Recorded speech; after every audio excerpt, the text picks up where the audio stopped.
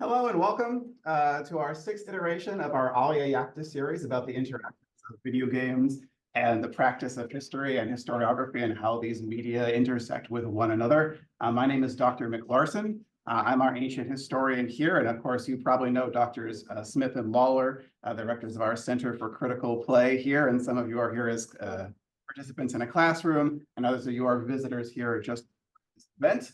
And this iteration of Alea Iacta was partially inspired by the publication of the recent volume just this year of Assassin's Creed in the Classroom by de Gruyter. We're pleased to welcome two of the contributors to that volume to this event, Julien Bazile and Angela Schwarz. So we're going to have talks for about 20 or 25 minutes by each of them, and then we're going to have a Q&A with everyone together. So let me introduce them. Julien Bazile has a background in both history and communication sciences and is a historical game studies scholar and lecturer in the history department at Université de Sherbrooke in Canada, and associate researcher at the Centre de Recherche sur les Médiations at the University of Lorraine, France. He has worked in detail on how video games intersect with the audience's sense of historiographical as well as literary understanding, on the Assassin's Creed series and how they portray, for instance, the Atlantic world in an entry called Black Flag, which some of you have probably heard of and I haven't, as well as the deeper cut and a game dear to my heart, Sunless Sea. His work in the recent volume on Assassin's Creed focused on Ludo forming the past, mediation of play, and mediation of history through video game design. Now, Dr. Angela Schwarz is a university professor in modern and contemporary history at the University of Siegen, where she has worked since 2006, and she has published extensively on how we in the modern world deal with the intersection of culture and technology. The concept, for instance, of popular science as a piece of the modern zeitgeist and personal identity in the age of the industrial society. Recently, she has worked on the concept of historical tourism, both in the 18th and 19th centuries, as well as more contemporary time, including how it operates in digital games such as Assassin's Creed. Or in another personal favorite of mine, Valiant Hearts. Her entry in the volume discuss, quote, discovering the past as a virtual foreign country, Assassin's Creed as historical tourism, a thing we've borrowed in the title for this semester's Alea Iacta event. And so Dr. Bazile will be speaking first, is that correct? Sure. Dr. Schwarz will be speaking first. So first, let us welcome both of them together. Well, thank you very much for the introduction. And thank you very much for the opportunity to talk about one of my favorite subjects, which is history in popular media and games in particular. And I have a presentation I would like to share with you. I would like to introduce you to my subject of video games as a specific form of historical tourism, with ideas American historian and geographer David Lowenthal mused about in the mid-1980s. In a notable passage of his book, The Past is a Foreign Country, he stated, "We can no more slip back to the past than leap forward to the future. Save in imaginative reconstruction, yesterday is forever barred to us. We have only attenuated memories and fragmentary chronicles of prior experience and can only dream of escaping the confines of the present. In recent years, such nostalgic dreams have become almost habitual, if not epidemic." Two aspects mentioned in this passage are particularly important in my context. The first, the past is a reality gone by. It is barred to us, as he puts it. It cannot be brought back or relived in any way. Second, despite this fact, the desire to travel back in time and see, hear, and feel what it meant to live in earlier age, to be part of important moments, was already widespread when these words were written. It was epidemic 30 years ago. It is, one might say, everyday reality today. Lowenthal used the spatial metaphor of the foreign country to analyze the past as a place to be visited, moved about in, to be filled with all kinds of imaginations, and to dream of. despite the fact that the past was and still is a preconception rather than a reality, the journey to it only a virtual undertaking, millions of people travel to places every year to visit the remains of the past. They compare what they see on site with what they have imagined. Their conceptions are mostly images created, changed, and recreated by the media, more often than not, the popular media. One of the most popular media offering the illusion of a journey back in time are digital games. The Assassin's Creed series, taking history as a playground, being the most popular among those which provide historical settings to be experienced by way of an avatar, moving about in a so-called open world. I would like to talk to you today about a combination of the idea of a physical journey to a place taken as historical and the immersion in virtual past worlds in digital games. I argue that both offer a particular approach to the past, a specific form of historical tourism that is rooted in the fusion of the tourist gaze with a gaze I call the history gaze. The focus will be on visualization, the creation of virtual historical tourism spaces in video games through graphic representations of historical elements rather than narratives, acoustic spaces, or gameplay. One might say these are the four fields in which historicity is created by a game. I have chosen to focus on the graphic representations, not least because visual perception plays such a significant role in people's ways of dealing with the past in historical tourism.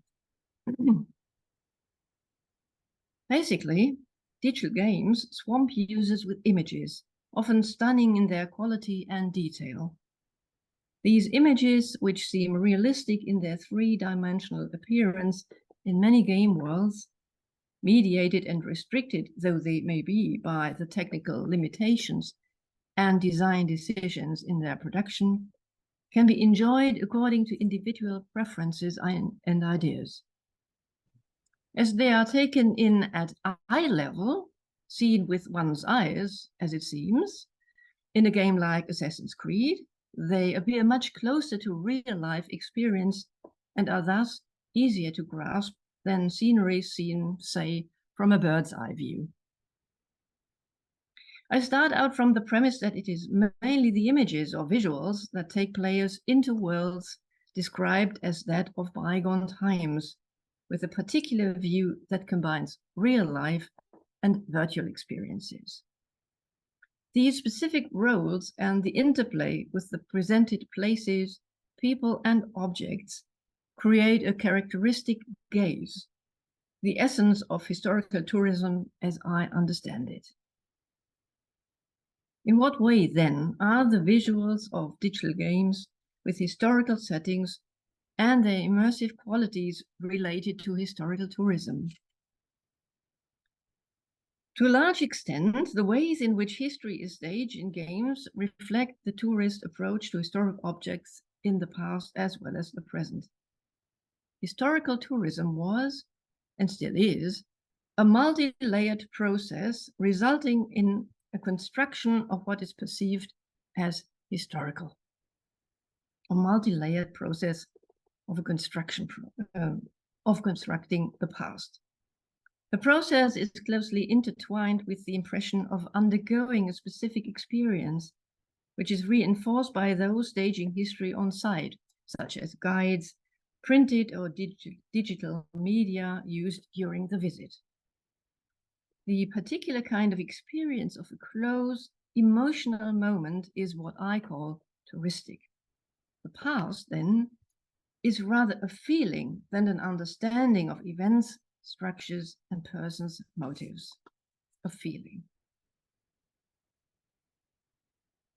A look at the Assassin's Creed game series and its staging of buildings as from a certain era of the past help to illustrate my point.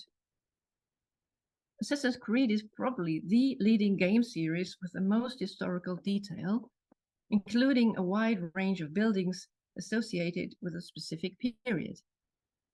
Since 2007, more than a dozen main titles set in a great variety of eras have been issued. With more than 200 million copies sold and more than 155 million unique players worldwide, this entertainment product can be considered to be the most successful game series with a historical setting on the market.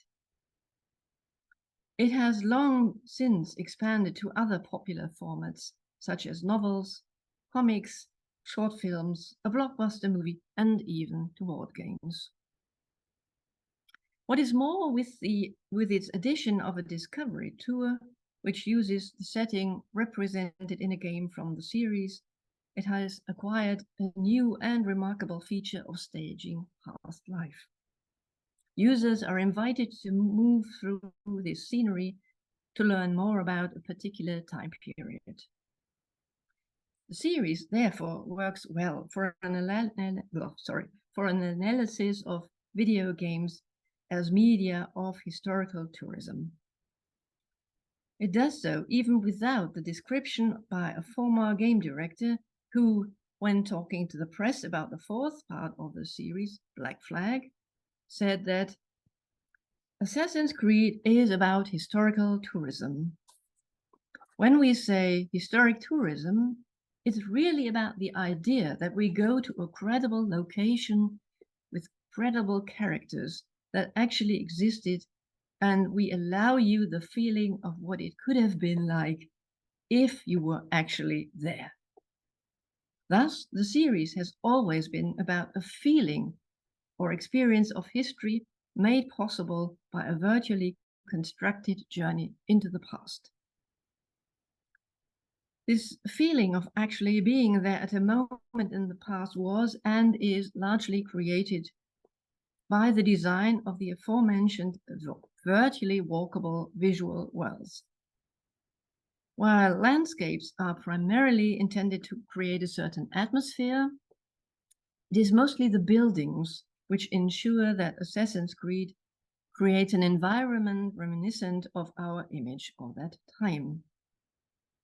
Two types of buildings can be distinguished.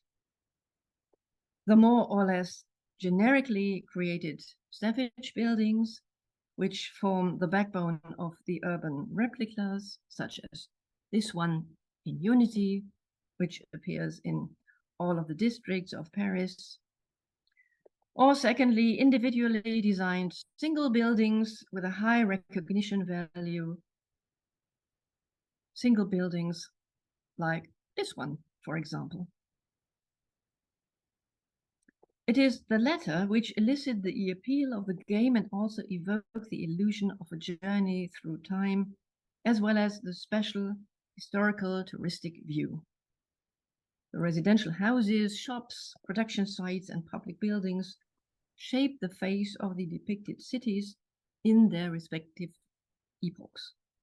Renaissance Florence or Rome, Boston at the end of the 18th century, or London in the second half of the 19th.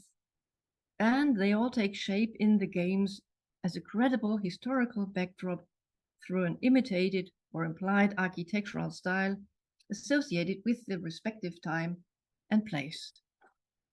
In the creation of these games, servicing the audience's expectations clearly takes precedence over an exact reproduction of historical models.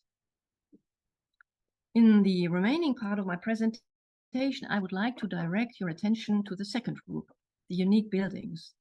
People easily recognize them since their real-life models are landmarks to this day, core content of city marketing, and destinations for crowds of tourists. Moreover, with this recognition value, they go some distance to activate the particular historical tourism immersion in the game world. An important construction element of historical tourism is that it frames past life on the basis of the buildings that can be seen in the present, today, then. Even if the buildings have undergone significant changes over time, the forms visible today are always assumed and accepted as historical. Sometimes, however, the games go one step further in their use of anachronisms and even integrate buildings that did not even exist at the time in question into the game. In this case, they often appear in their present-day form and not in the state they were in around the time frame of the game's plot.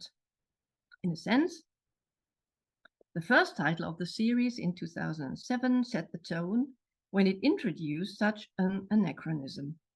It depicted the 7th century Dome of the Rock in Jerusalem with a golden roof. In fact, at the time of the game's setting in the late 12th century, the dome still had a lead roof, which was not replaced with the gilded one we know today until 1962. To make immersion easier for game players, the designers thought it would be better to use contemporary imagery rather than provide a more historically accurate representation. In the follow-up title, Assassin's Creed II, they again ranked certain expectations of the audience derived from popular imagery higher than historical correctness. In the late 15th century Venice, depicted in the game, the clock tower in St. Mark's Square was available for the character to view and climb. Sorry. Whereas in historical reality, the tower had not yet been built. In both examples, therefore, the views and arrangements of the buildings were very consciously implemented to suit the tourist gaze of people in the early 21st century. Reconstructing historical buildings in games so that they mirror our modern visual habits and activate corresponding images in our heads is certainly not an invention of Assassin's Creed, or of video games for that matter. However, few video games put as much effort into recreating important buildings from human history. While the publisher Ubisoft seldom advertises the series for its historical accuracy, they do like to present the historical buildings in terms of the immense amount of work that went into their modeling. According to the publisher, for example, although it is a special case, the replica of Notre Dame de Paris accounted for around 5,000 hours of work. Announcing a detail such as this implies a high degree of accuracy in the representation. But despite all the marketing claims, the model of Notre Dame in the game is marked with anachronisms too. The crossing tower seen in the game, that's the one in the back, and the spire, was not rebuilt until the middle of the 19th century, so it did not exist at the time of the French Revolution when the game is set. Parts of the game's plot take place at this location, which would, at least to a certain extent, explain the effort that was put into designing the landmark. I would like to argue, however, that the main function of the cathedral is a different one. It is the fulfillment of an expectation among players and the inclusion of a historical touristic location of the first order. The ability to use almost any perspective on the building and its surroundings through the movement options in the game must be seen in relation to this. With these options, players can create their own points of view, which in turn helps them appropriate the elements perceived as historical, be it the cathedral or parts of the city seen from its top. And they can do so in line with their individual preferences and interests. A moment of close proximity is created in this way. History becomes a personal, emotional, sensual space of experience and adventure. This also characterizes historical tourism.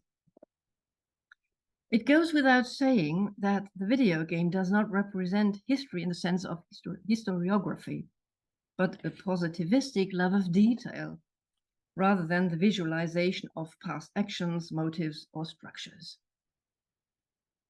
Even before the replication of Notre Dame in 2014, the series had added components to its treatment of prominent buildings that can be viewed as distinctive. The fourth installment in the series, Black Flag, which is set in the early 18th century Caribbean, not only brought the aforementioned idea of historical tourism to the world of Assassin's Creed, but also showed for the first time a new way of dealing with the anachronism of presenting buildings that did not exist at the time in question. Since these buildings were given an entry in the game's internal database with exact dates, the development team was faced with the problem of having to explain the obvious discrepancy between the actual time the structures were created and the time of the game. With the plot's two distinct passages of time, the action in the past and that in the present, the game designers were able to supplement the database entry with a series of comments from fictional present-day characters who, in the game's plot, were responsible for creating a virtual historic experience of the early 18th century. The comments in the fictitious discussion about whether to include or exclude specific elements address the discrepancy between historical accuracy and artistic license as a problem in the development of historical settings in digital games. The argument on the matter of the Queen's staircase in Nassau in the Bahamas runs as follows. Saw it on my honeymoon. Too bad the dates don't match our virtual experience. Local legend was that the steps were carved to honor Queen Victoria's reign, one step for every year. Oh, Queen Victoria wasn't born yet in 1774. Oh, they saw it coming. Anyway, it's a cool structure. I say we sneak it in. No fudging dates. You're such a killjoy. Oh, it's too iconic to leave it out. It goes in. The fact that the staircase is described as too iconic to be left out is backed up by the argument that one of the commentators had seen them for herself on her honeymoon. A repartee contains the reference to meanings associated with such buildings. In this case, the reign of Queen Victoria. It would be hard to highlight the historical tourism approach more vividly than in this self-reflective conversation. Although this openness was never again so evident in later titles, Black Flag set standards for the use of historical tourism in Assassin's Creed games. To illustrate this at least briefly, I would like to address two additional strategies of the series. For this, I now turn to one of the more recent offshoots of the series, which go back to antiquity. The setting in ancient times reveals a phenomenon that is equally significant for historical tourism, as well as general understandings of history. For the further one moves back in time from one's own present, the less concrete are the ideas that people have about the epoch. Researchers' knowledge is also less detailed than, say, that about the last 200 years. This allows game designers to be more imaginative in their construction of past worlds without alienating players who might have ideas of their own about the era. In Assassin's Creed Odyssey, with its fictional story located at the time of the Peloponnesian War in the 5th century before Christ, the buildings of Athens, Delphi, Olympia, and Sparta are, as a matter of course, landmarks in the vast game world of the Aegean. Although the majority of these sites have long been the subject of intense archaeological research, in most cases, the evidence for a full scientific reconstruction is by no means complete, and not infrequently exceedingly sketchy. The game can therefore do little more than offer approximations in many instances. Similar approximations, only at a much lower level of knowledge, one might say, characterize the popular images of this period of Greek antiquity, which are based on ruins of white marble or sand-colored stone. They contrast with the original colorfulness of ancient sculptures and buildings, which has been a proven fact since the 18th century. Here, for once, science meets the aesthetic design requirements in the development of visually appealing games, while the audience tends to expect the opposite, monochromatic instead of polychromatic views. In the absence of in-depth reception studies, we can only speculate about the effect. However, it can be assumed that the majority of gamers will not let this keep them from immersing themselves in the past as it is staged in the game. From a historical tourism perspective, what counts is that the view must appear credible for the era some 2,500 years ago and must fulfill the frequently rather vague associations of Greek antiquity with columned buildings and statues in order to pass as characteristic of the era. Odyssey is a good example for another specific form of the tourist gaze, as the digital game represents historical locations that can be discovered throughout the game world in its ancient Greek setting. Earlier titles had already offered something very similar, for when the avatar reached an important building or another historically relevant place in the game world, a reference to the location and the option to display the corresponding database entry appears. This break in immersion is not found in Odyssey, which dispenses with the database altogether.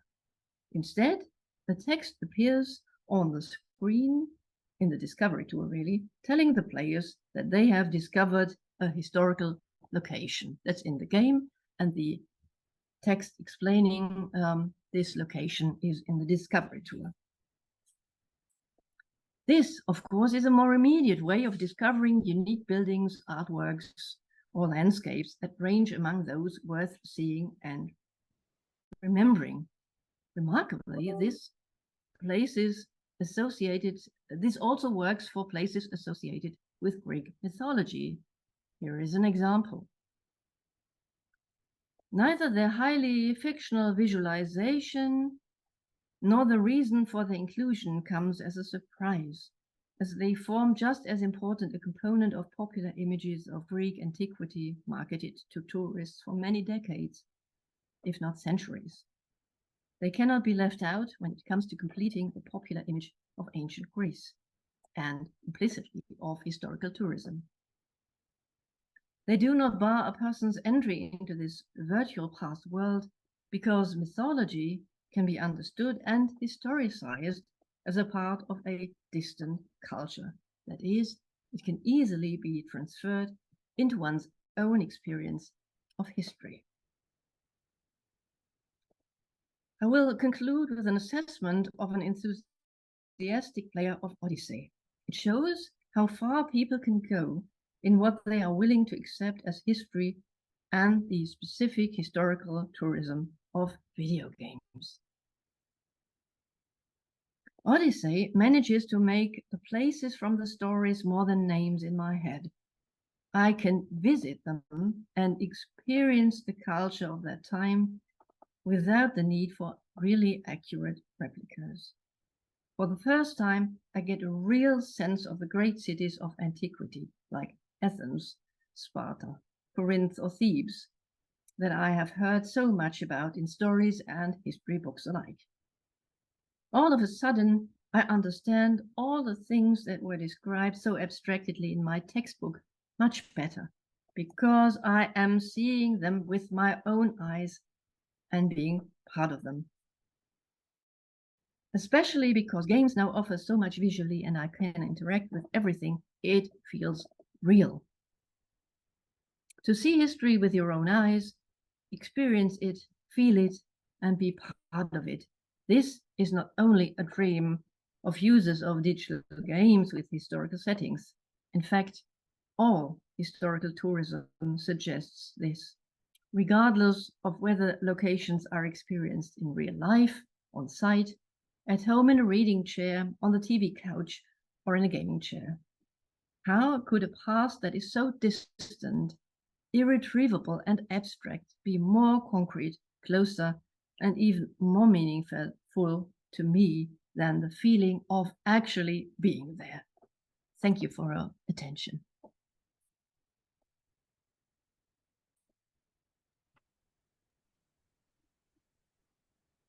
You'll have to clap again because they were She muted. couldn't hear it. So-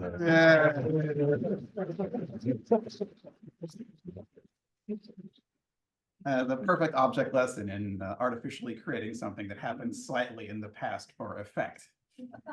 Thank you so much, Dr. Schwarz. That wonderful talk. I have lots of questions, and I'm sure you guys do. We'll have to save them for after our second presentation, but also another medium where you can save them for later is perhaps in the chat, where myself and Dr. Lawler and Dr. Smith will be. So let us turn control over now to Dr. Bazile for his presentation.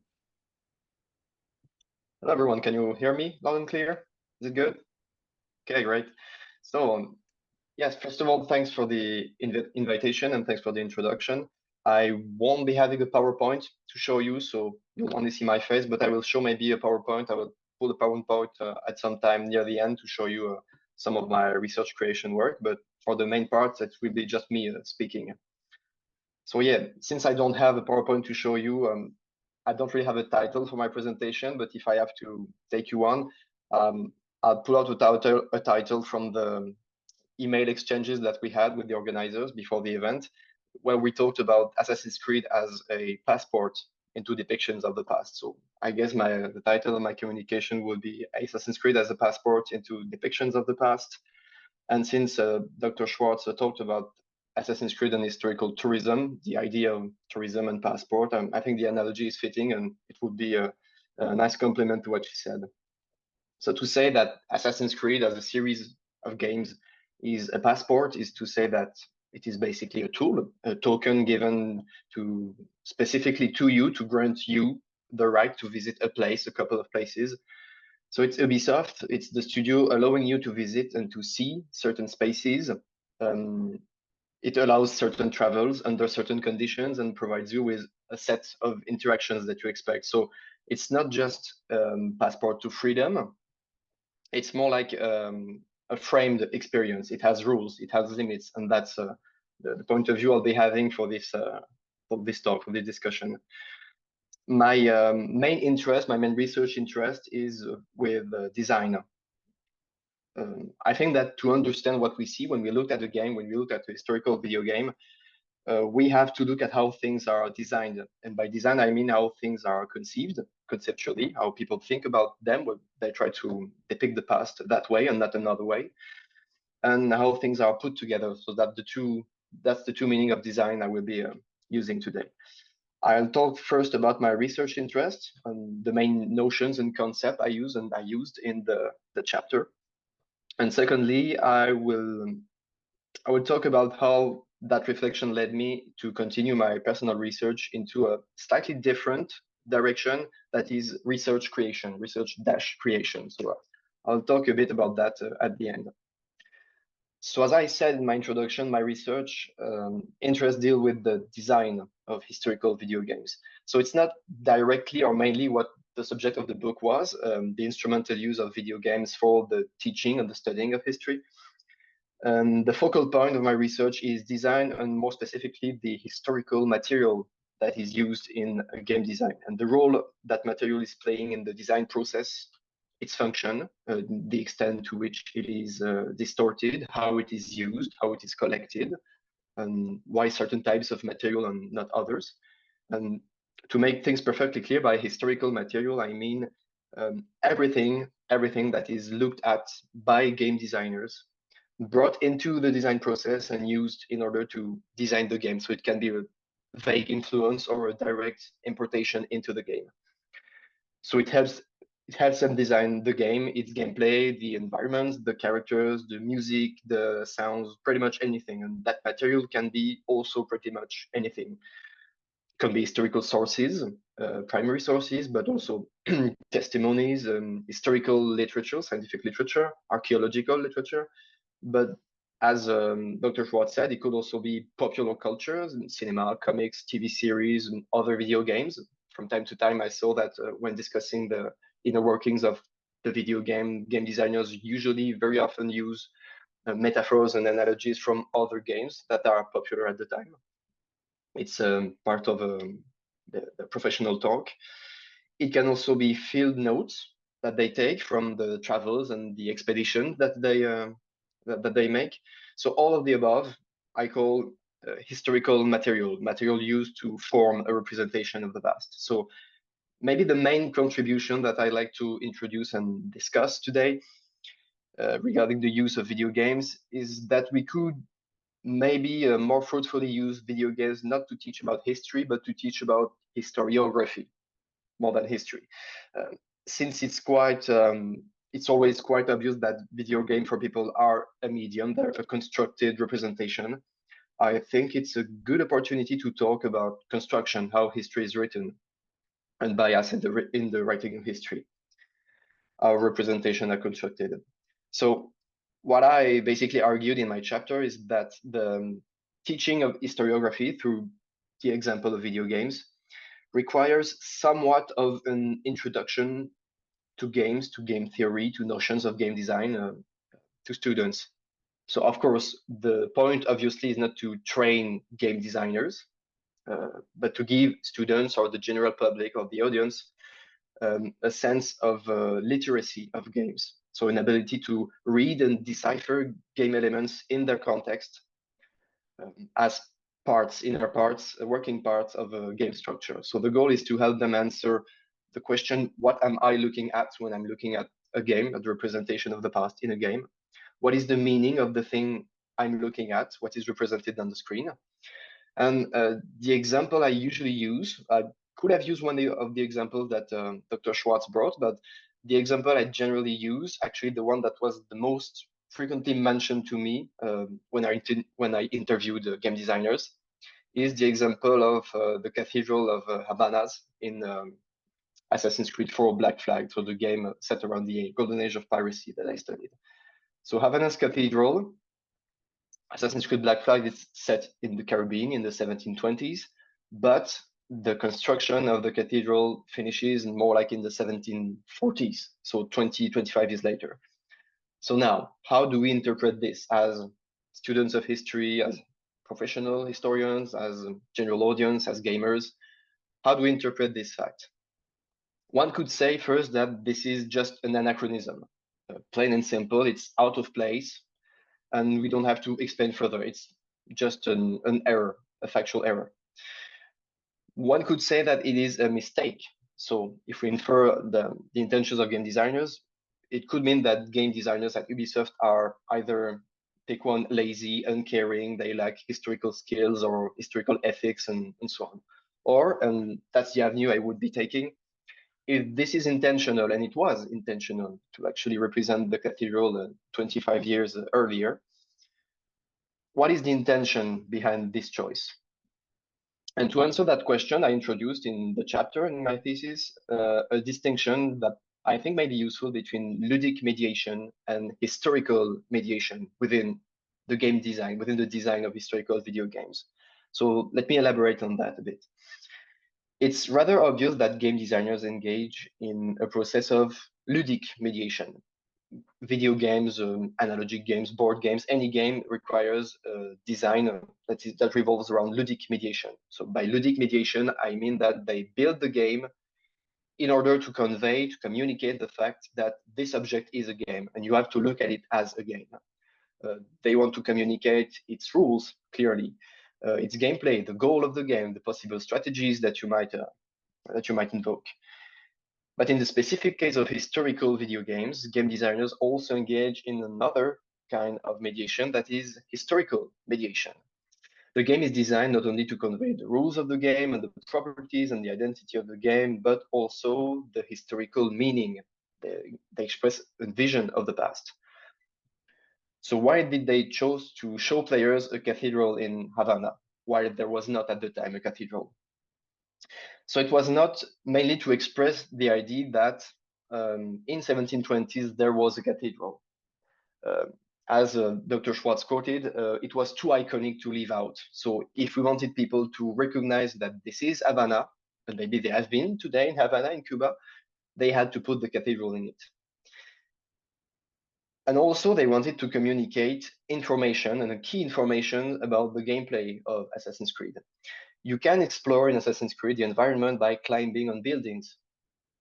So you must have a tall building, and since historical mediation comes into play, the tall building that would be not too much of a stretch to represent is the cathedral, an element that is recognized by player as a landmark of Havana. So of course it also talk to players as real life tourists in that way. So I think the key benefit of introducing that distinction between ludic and historical mediation, so the mediation of play and the mediation of history as intentions of game designers, that may be useful to look at video games as a tool to communicate. Part of the content, some part of the content of the video game is meant to give information about the use of the game itself, how the game functions, how it can be interacted with, what can be interacted with and what is not prone to interaction. But also part of the content of the game is meant to express an interpretation of the historical past. What are the values associated with its representation? What are the main actions or events of a given time period? How events are linked maybe with each other's. So when we ask a question about the meaning of the historical content of a video game, we can ask ourselves, does this contribute to either historical mediation or ludic mediation? That is how the historical material is used, basically. So to better understand the historical video games, another relevant question regarding design is what material precisely was chosen?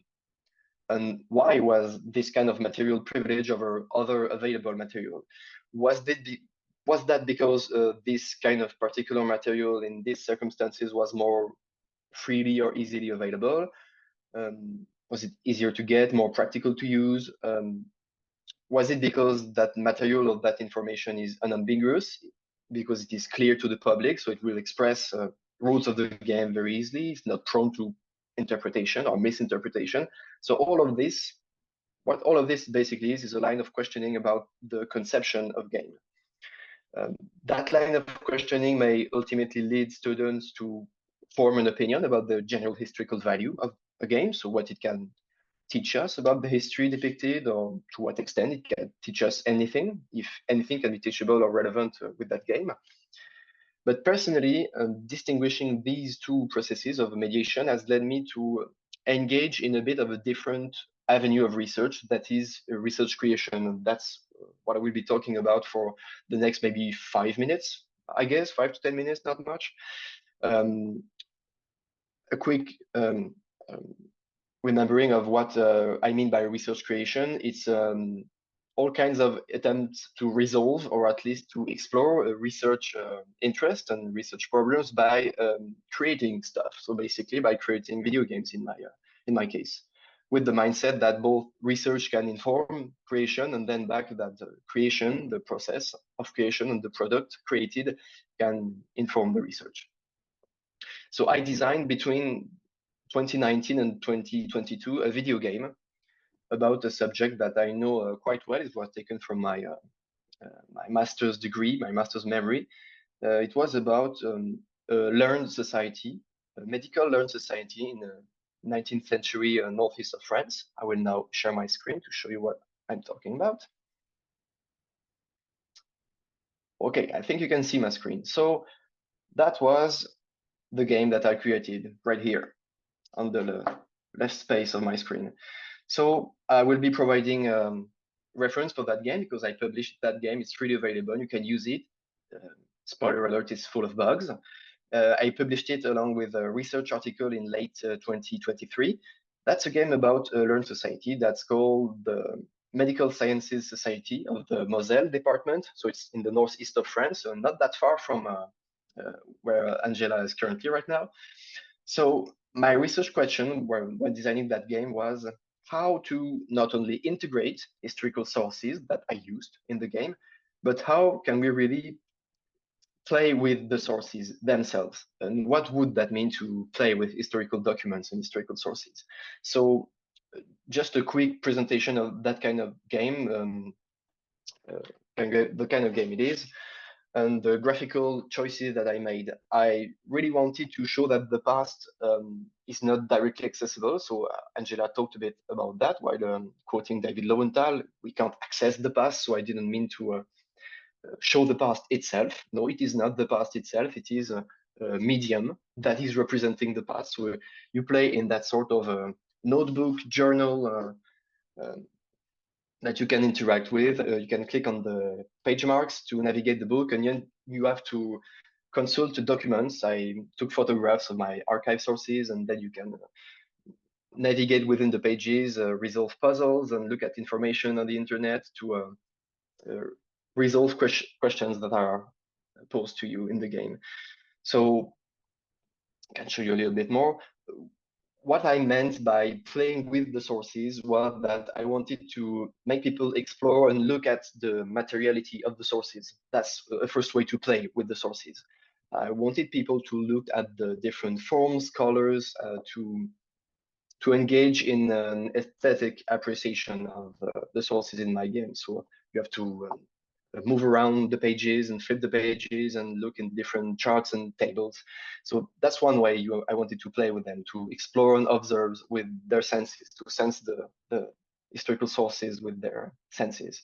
The second thing is I wanted people to actually manipulate the documents, to displace them within the environment of the game, to reconstitute maybe papers and documents that are torn apart, to superpose them, maybe they are blurred, maybe they're stained with water or paint or ink. And I wanted people to feel that with the manipulation of the games, of the photographs, of the engravings. And the last way I wanted people to interact with the historical documents is by active use, active exploitation and appropriation of the sources. And by that, I mean, they have to read the sources to extract information, to interpret them as rules of play, as goals to engage with in the game, to verify maybe the sources, to complete the information. So it's really a thing that I wanted to engage in the design of the page. Sorry.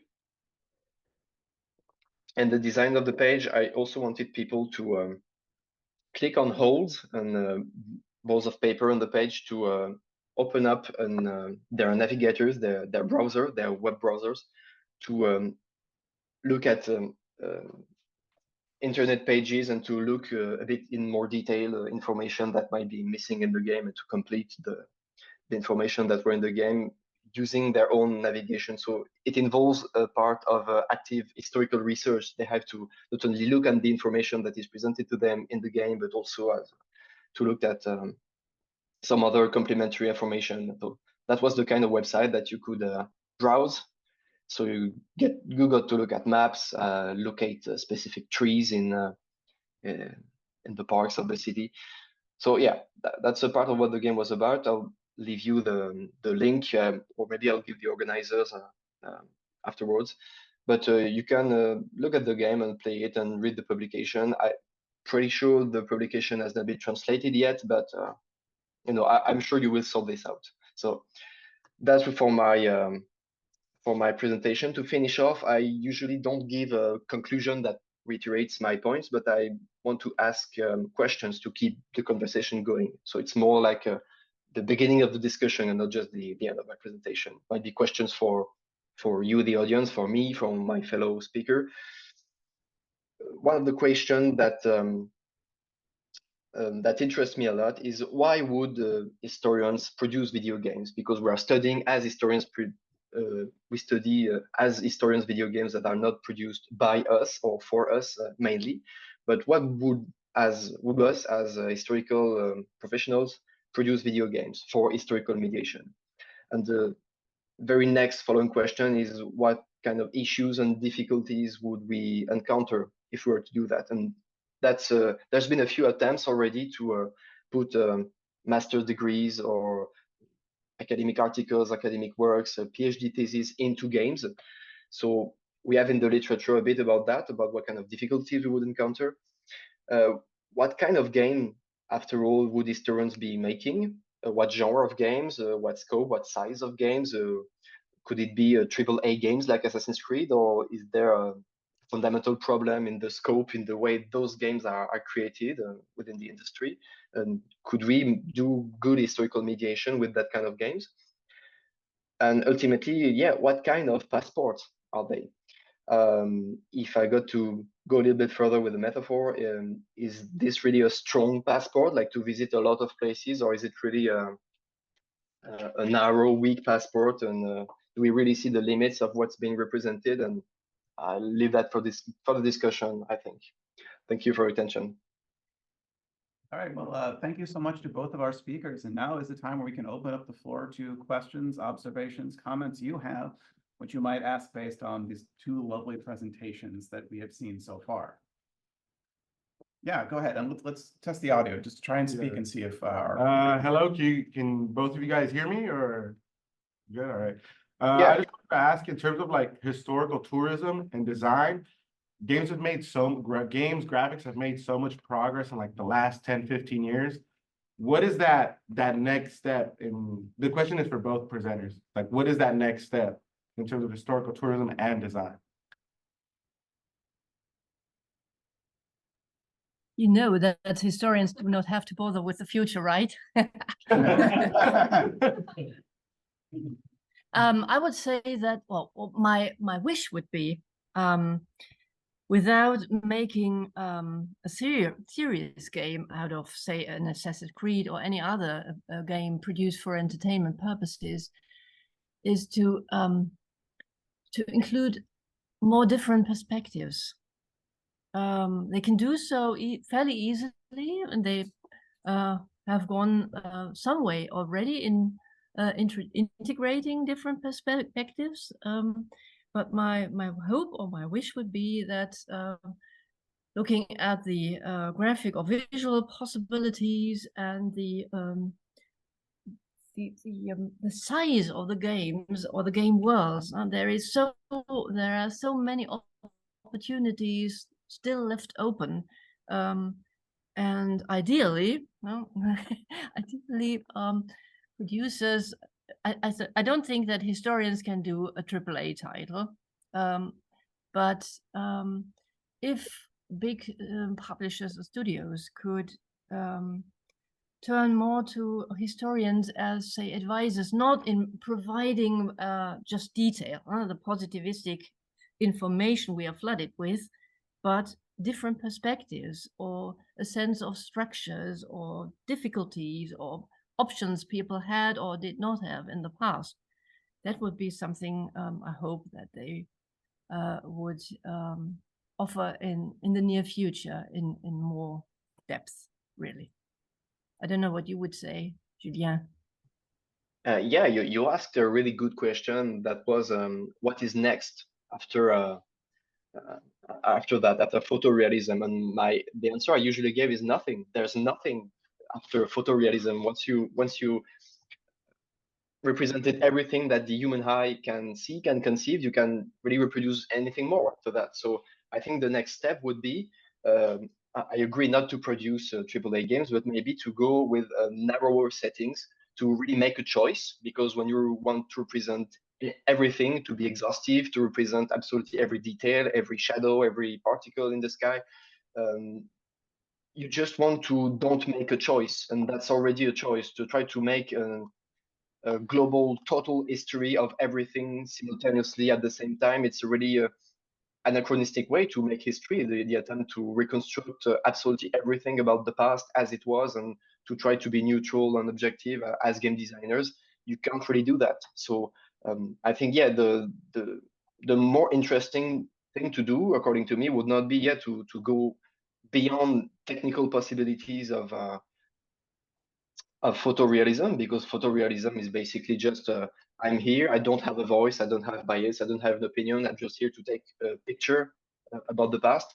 But it's not really how representation works in the game. Choices are being made, and I think there could be an interest to adopt a viewpoint, to say, okay, I'm not going to show everything about ancient Greece or the French Revolution, but here's my angle, here's my perspective, here's some of the sources I made, and I let you know, the players, the choices that I made.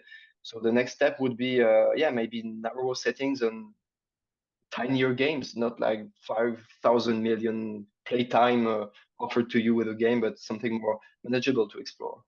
I think it would be interesting. We have a question from the chat here, which goes, I noticed a lot of focus was on the physical buildings and sites of these cultures. Are nomadic civilizations consequently and inherently at a disadvantage in being depicted in video games? And even I was noticing, thinking about the Assassin's Creed, how like Eurocentric all of these settings are. Like, how do you tell the history of people in a sense without histories through this medium?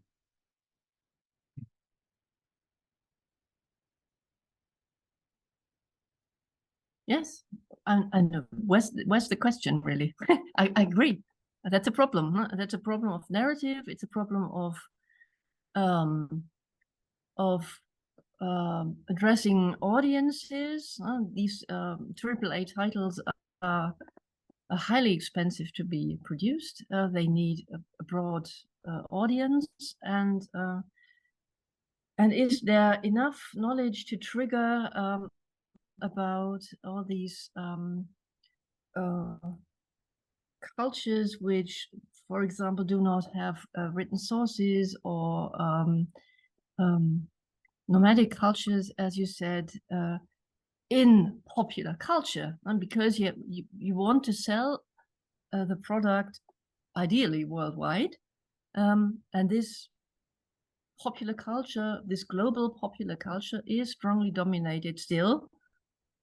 That would be something to change in the future, yes, still by Western images, I would say. Not only Eurocentric, it is definitely, but it's the Western perspective. By the way, just as in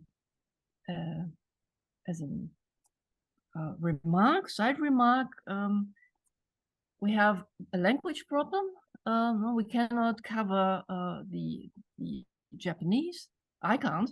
The Japanese productions that are purely produced for, say, the Japanese market, or the Chinese game industry. So that already is a bias we have to deal with and be aware of. And if I may add something to Julien, I had to shorten my presentation and leave out the debate about Havana and the cathedral in Havana in Black Flag. And they had the same discussion, and one commentator said, don't fudge with the date, no fudging with dates. And the other said, but we are selling climbable buildings. So we need this building, just as you said. There was, and what I find interesting is this discussion integrated, the discussion that potentially was real in the production process, integrated into the game, so that gamers can see it. And that is what you said, that games should, and what I wanted to pinpoint too, that games in the future should lay open the limits of the game production and the way history is constructed. And that would include, to go back to the question, that it would include, we cannot do this or that, because Yeah, I really agree, and I think the main problem would be with the Assassin's Creed license, with the Assassin's Creed brand itself, because are there some histories, settings, civilizations that we couldn't show within the series? Yes, I think that there is, and that's because of the main gameplay elements of the game. If we take a really small, narrow example, in Assassin's Creed, you can do parkour, you can climb tall buildings and then make a leap of faith and jump into a haystack. Okay, but what about civilizations or cities or times where there's no haystacks? What do we do now? Oh, we can, of course, make something else, like a big stack of leaves of trees or anything, but on the larger scale, what about civilizations that do not have tall buildings or revolutions or people to kill? What if you don't want to represent that in a game? What if you don't want to represent people making money, or to explore and conquer and expand and fight with each other? Could you show something of history like that? But yes, you can, but maybe not in Assassin's Creed.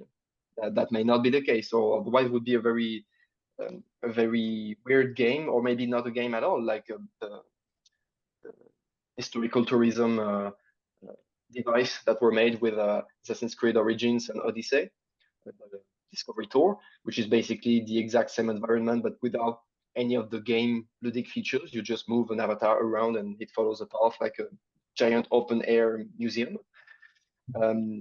Yeah, so it's a really good question. What can you or can't you represent in a game? What can be made more easily into a game? What makes its way more easily into a game? What kind of sources? What kind of events? Yeah, maybe more battles, expansions, revolutions that have more spaces. And for buildings, yeah, same remark as you made. Catherine, you had a question? I was just gonna say, Attila the Hun. I've been reading some ancient Latin historians with my grad student on him, and I know there's a Huns video game. And they were a nomadic group, but I've never played that game, so I don't know if it's just what it's like, you know, running around and killing people, or if there is actually any buildings or, you know, lots of other things. Were you able to hear that question? I think I got part of the question. So you talked about games that involve the Huns, like Attila.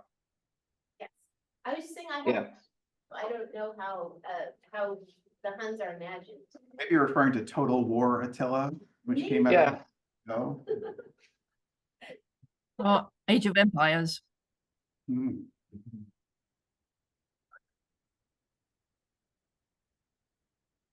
Well, I mean, just speaking from personal experience, that seems like a kind of game where the game space or the game world, both of those are like highly two-dimensional, at least in their overworld, which allows for a kind of a freedom of movement. And you can see sort of the nomadic horde going from place to place or destroying cities, or even the Total War series has a three-dimensional mode. So like where like the Huns, at least as a historically imagined people, fits very well in terms of how that game represents space in a way where like Assassin's Creed, Attila's camp is going to be a lot more difficult, you know, because you can, you know, climb on a horse or a wagon, but you can't climb the gigantic building.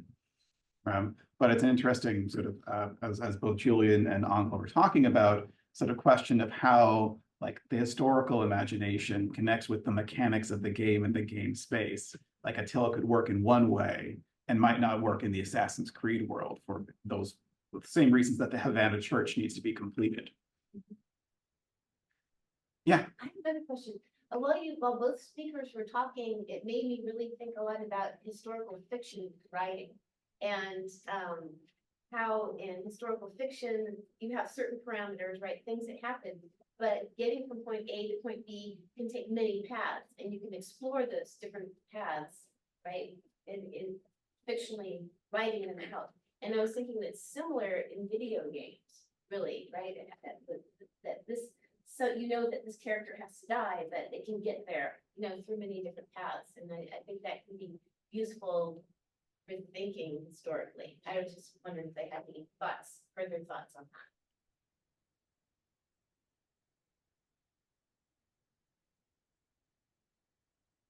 that. Well, speaking for thousands of video games that exist that have historic settings, that is exactly what some of them do. Huh? They open up the story, so to speak, and leave options that lead to other endings of the story. But talking about Assassin's Creed, this has a very close narrative that has to move straight forward, the main story straight forward to a specific end, and there is no alternative. That's a choice of game designers. They can open it up, or they can have a very close pattern of storytelling.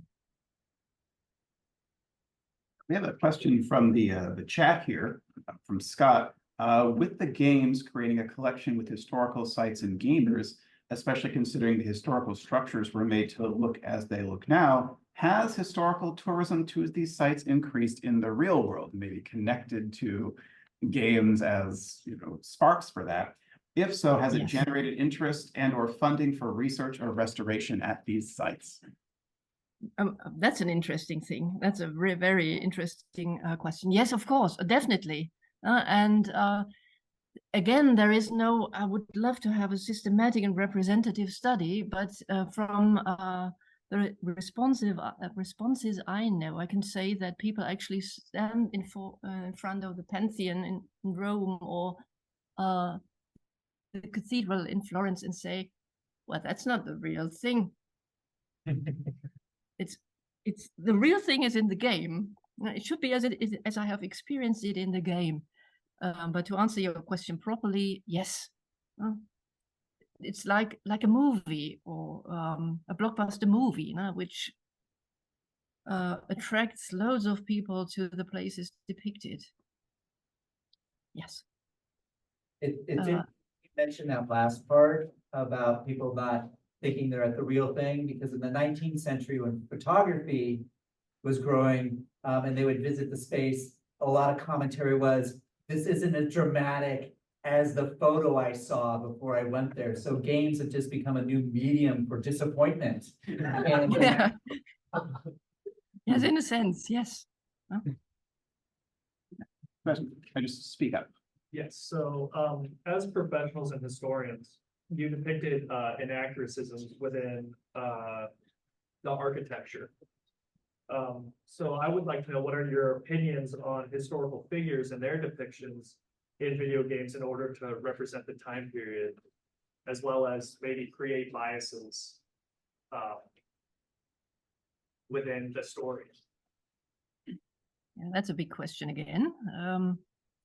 First of all, let me say that the games are created for people to have fun.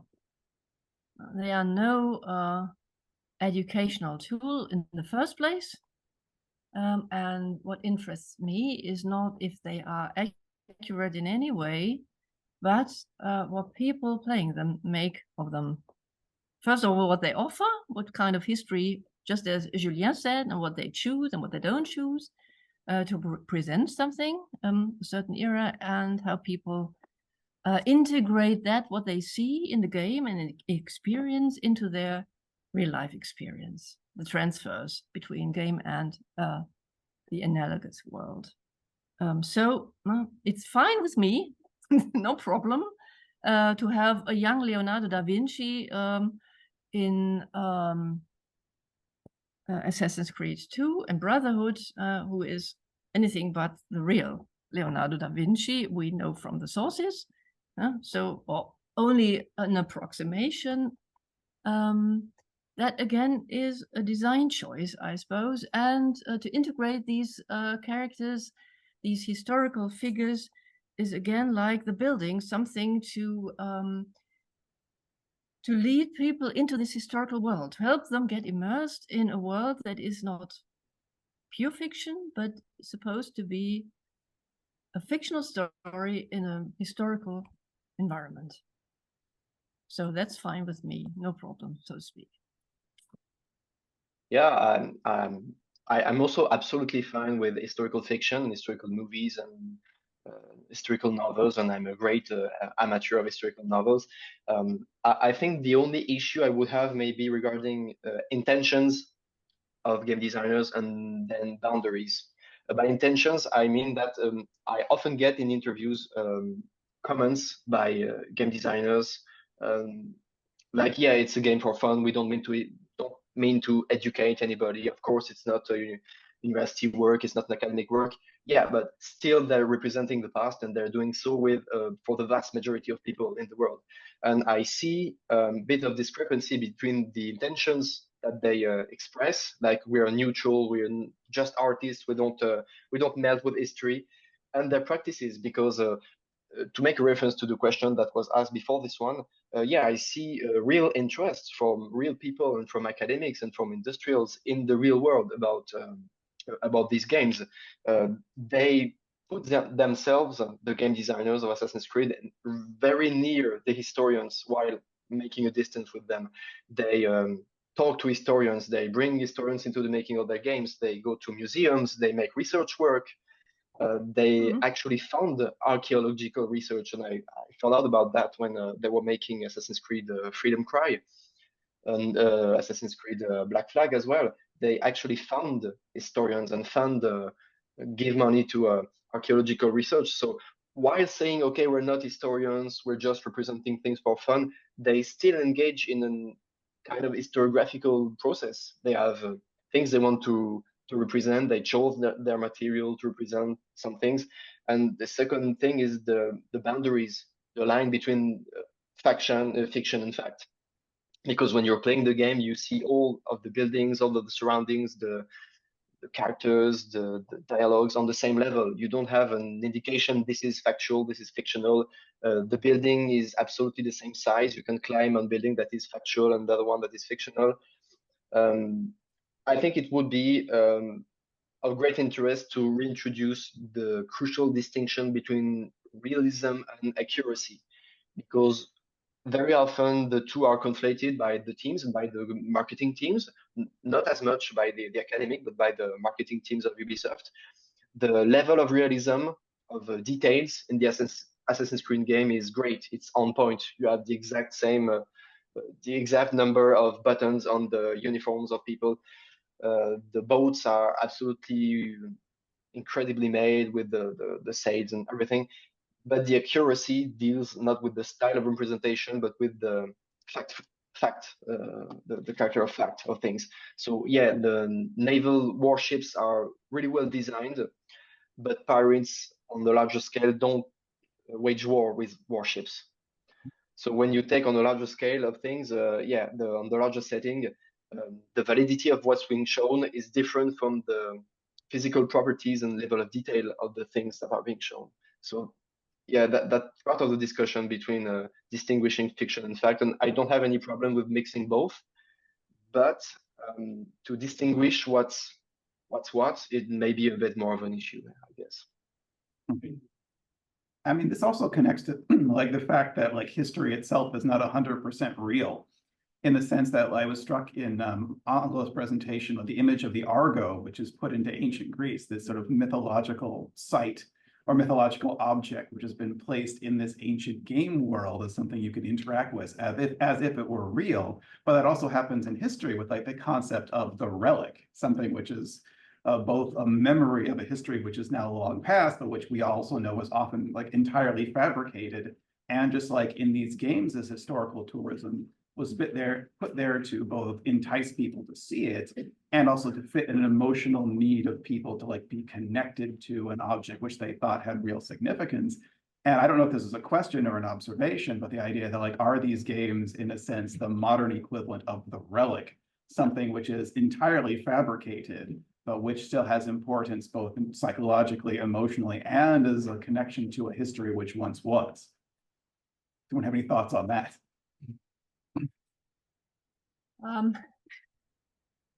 Well, as I try to put it in the context of my presentation, and you do have it again in Valhalla, which is even more in Valhalla, where you have this dream and go to this mythological Norse world, and Ragnarok is to be prevented from coming.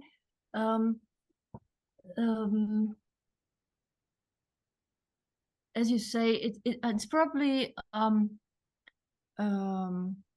enable people to see in these worlds what they expect to see and feel comfortable in them. I think that Valhalla does it even more clearly in separating the two worlds, more or less, while in Odyssey, you have them blended, so to speak. You move through this world, you even fight mythical creatures, which is fun, great fun. I really liked it. And